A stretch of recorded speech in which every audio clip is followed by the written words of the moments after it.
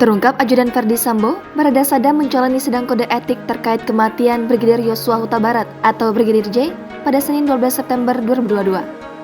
Nama Barada Sadam masih asing dalam kasus Ferdi Sambo. Siapa Barada Sadam? Barada Sadam merupakan ajudan Ferdi Sambo yang bertugas sebagai sopir. Ia turut berfoto dengan seluruh ajudan Ferdi Sambo termasuk Bribka Riki, Barada Eliezer, Brigadir Yosua Huta Barat, dan Ferdi Sambo.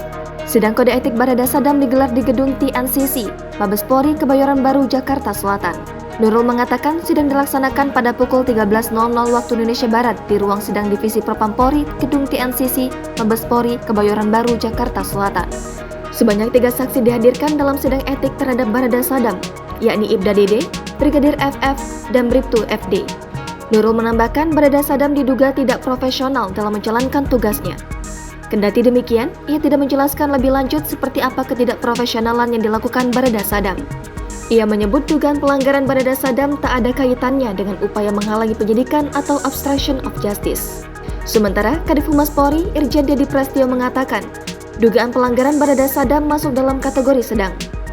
Kendati demikian, Dedi belum merinci dugaan pelanggaran apa yang dilakukan oleh Barada Sadam, tetapi dipastikan bukan terkait obstruction of justice atau penghalangan penyidikan.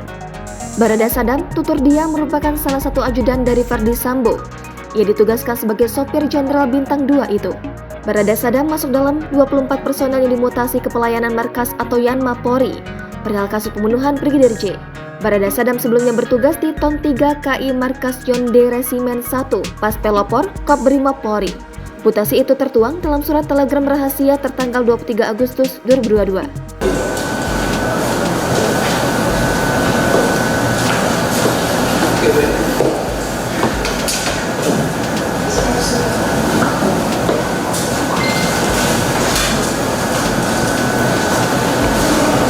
Memutuskan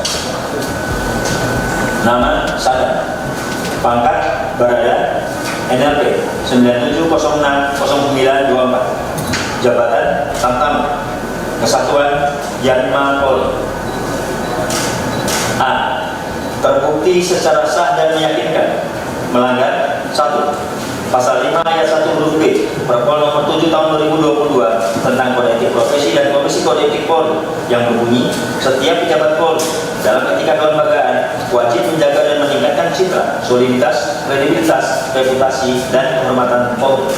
2. Pasal 5 ayat 1 huruf C Perpol nomor 7 tahun 2022 tentang kode etik profesi dan komisi kode etik Polri yang berbunyi setiap pejabat Polri dalam etika kelembagaan wajib menjalankan tugas, wewenang, dan tanggung jawab secara profesional, proporsional, dan prosedural.